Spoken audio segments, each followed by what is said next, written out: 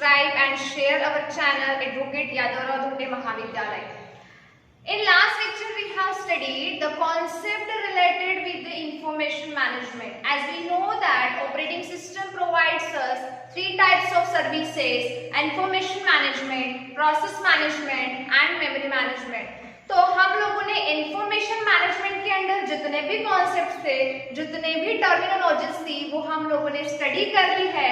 Now we have to go to the next topic that is nothing but concept related with the process management. ठीक है, तो अब हमें पता है कि ऑपरेटिंग सिस्टम प्रोसेस मैनेजमेंट की सर्विसेज प्रोवाइड करता है. तो क्यों?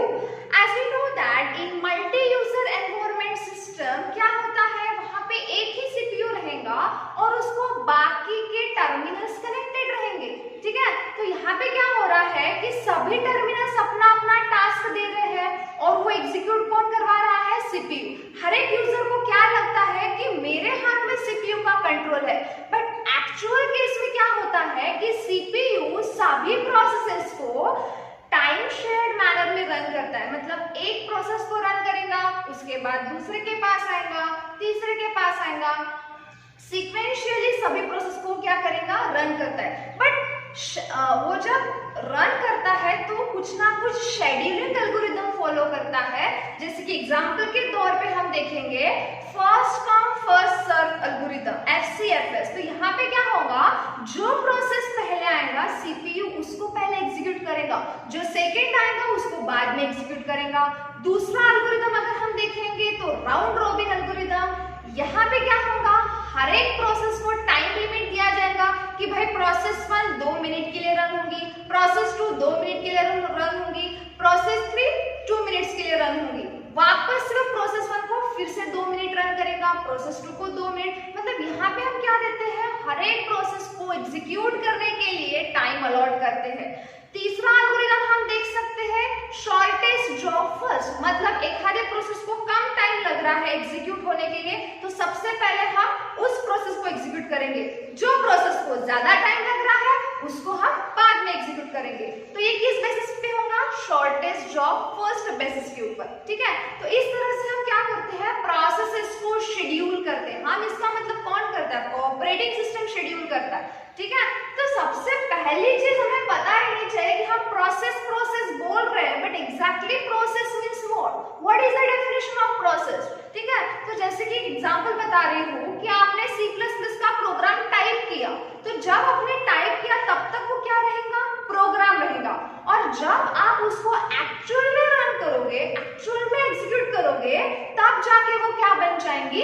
प्रोसेस बन जाएंगी. तो आप प्रोसेस को किस तरह से डिफाइन करोगे?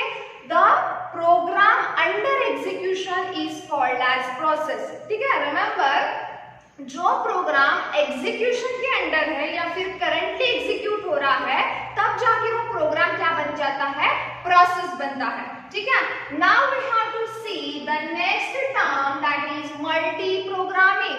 अब हमें पता है कि सीपीयू एट अ टाइम एक ही टास्क को एग्जीक्यूट कर सकता है. मतलब एट अ टाइम वो एक ही प्रोग्राम को रन कर सकता है. वो हमें शो करता है कि मैं मल्टी प्रोग्रामिंग कर रहा हूँ, मल्टीटास्किंग कर रहा हूँ, but at a time CPU एक ही टास्क को रन कर सकता है. तो मल्टी प्रोग्रामिंग कैसे वो मतलब यूजर को शो करेगा? तो इसके लिए वो क्या करता है, एक प्रोसेस को एग्जीक्यूट करेगा, फिर दूसरे के पास जाएगा, प्रोसेस 1 को वेटिंग पे डाल देगा, फिर प्रोसेस 2 को रन करेगा, उसको वेटिंग में डाल देगा, फिर वापस से प्रोसेस 1 में आएगा. जैसे कि देखेंगे ये प्रोसेस P1 है, ठीक है, और ये प्रोसेस है P2. For example CPU currently इस प्रोसेस को रन कर रहा है. ठीक है, उसको रन कर दिया, फिर क्या कर देगा, इस प्रोसेस को इनपुट आउटपुट ऑपरेशन परफॉर्म करने के लिए वेटिंग स्टेट में डाल देगा, और फिर आपका सीपीयू किसके पास आएगा? प्रोसेस 2 के पास आएगा. मतलब यहाँ से वो यहाँ पे जंप कर रहा है, और जब इसको आईओ के लिए वो वेटिंग पे डाल रहा है, तो वापस से वो प्रोसेस 1 के पास आएगा, उसको आईओ के लिए डालेगा, वापस से प्रोसेस 2 के पास आएगा. ये कब तक चलेगा? जब तक कोई भी प्रोसेस कंप्लीटली एग्जीक्यूट नहीं होती.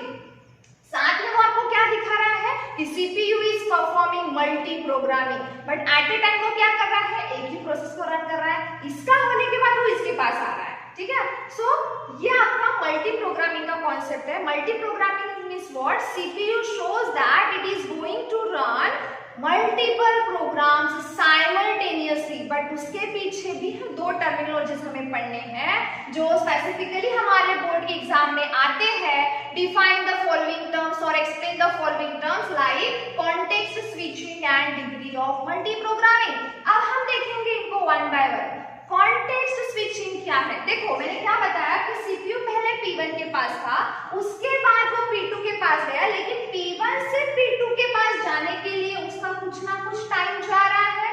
That lost in time is nothing but context switching। ठीक है, तो आप इसको कैसे डिफाइन करोगे?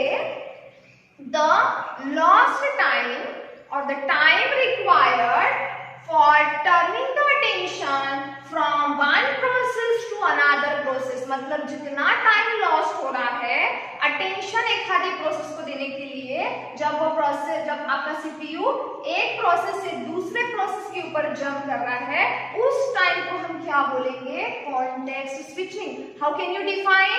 The lost in time from giving attention to turn the CPU from one process to another process is called as context switching। ठीक है, अब सेकेंड टर्म क्या है? Degree of multi programming. देखो सीपीयू को हमें जब मल्टी प्रोग्रामिंग को परफॉर्म कर रहा है तो हमें कंटिन्यूअसली उसको कुछ ना कुछ टास्क देना है, मतलब उसको खाली पीली नहीं बिठाना है, उसको आइडल नहीं रखना है, हमें उसको बिजी रखना है। तो बिजी कैसे रखेंगे आप? उसको कंटिन्यूअसली टास्क देते जाएंगे। ठीक है, तो तब जाके क्या होगा? उसके बेसिस के ऊपर ये टर्म्स कैलकुलेट होती है degree of multi programming. So degree of multi programming means what? कि सीपीयू साइमल्टेनियसली कितने प्रोसेस को रन करता है और वो प्रोसेस सीपीयू के लिए कैसे कॉम्पीट करते हैं, that is called as degree of multi programming. How can you define? The number of processes running simultaneously and each process is competing for the CPU is called as degree of multiprogramming। ध्यान में रखना, degree of multi programming जितनी ज्यादा रहेंगी उतना ही CPU busy रहेगा। CPU busy रहेगा मतलब इसका क्या है कि सीपीयू यूज हो रहा है, यूटिलाइज हो रहा है, तो सीपीयू का यूटिलाइजेशन उतना ही बढ़ेगा, और सीपीयू का यूटिलाइजेशन जितना बढ़ेगा उतना ही एक प्रोसेस से दूसरे प्रोसेस तक जाने के लिए टाइम भी लगेगा। मतलब करंटली P1 प्रोसेस के पास सीपीयू है, बाद में P2 के पास जाएगा।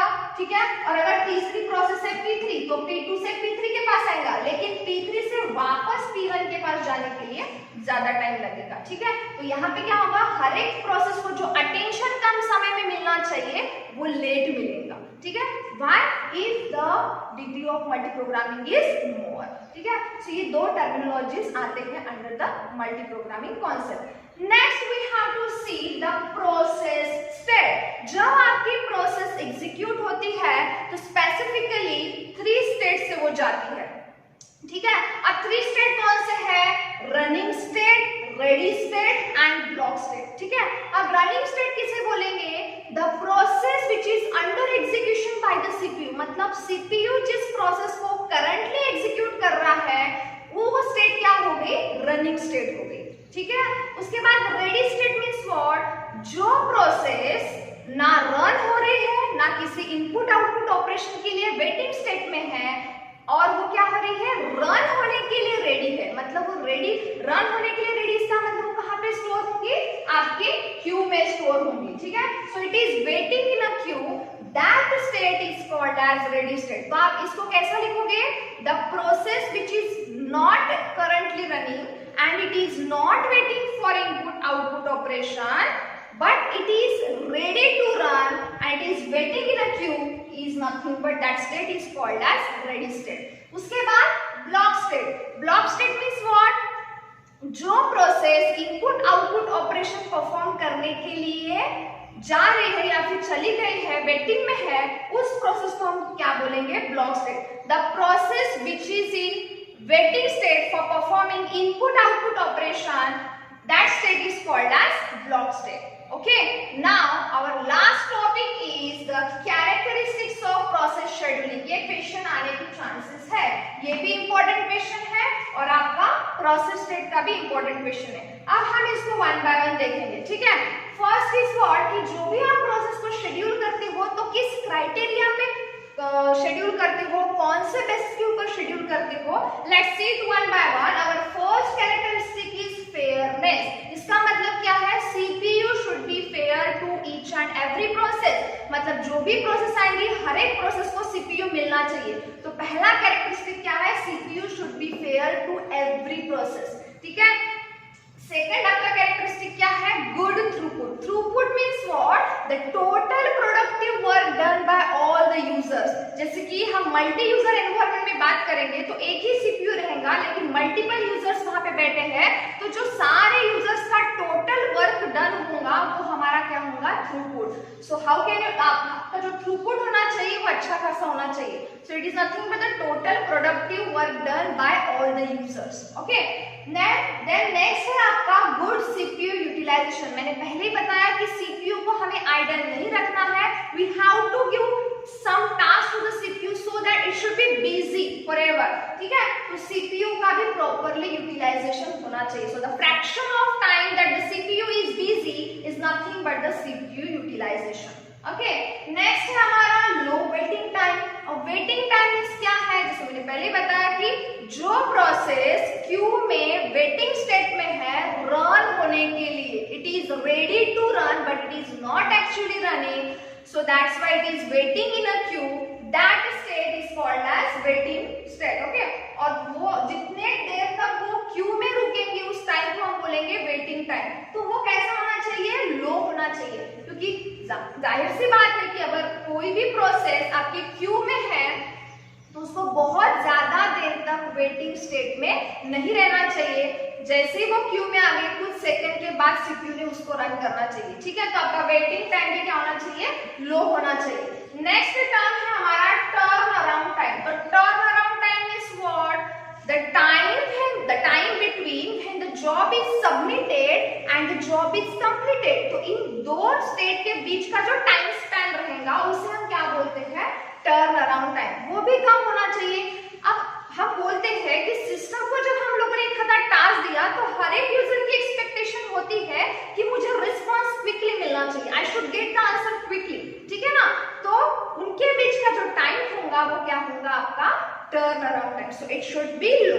Fine. And the last characteristic is response time. Response time means what? The time in which the user get the response or the answer from the system। ठीक है। जिस time में उसको सिस्टम से रिस्पांस मिलेगा या किसी भी क्वेश्चन का आंसर मिलेगा उस टाइम को हम क्या बोलेंगे? Response time. क्योंकि अभी कोई भी यूजर ज्यादा देर तक आउटपुट के लिए वेट नहीं कर सकता, इसीलिए आपका रिस्पांस टाइम भी क्या होना चाहिए? अच्छा खासा होना चाहिए। ठीक है। So this where the terms और the concepts related with the process management. Thank you.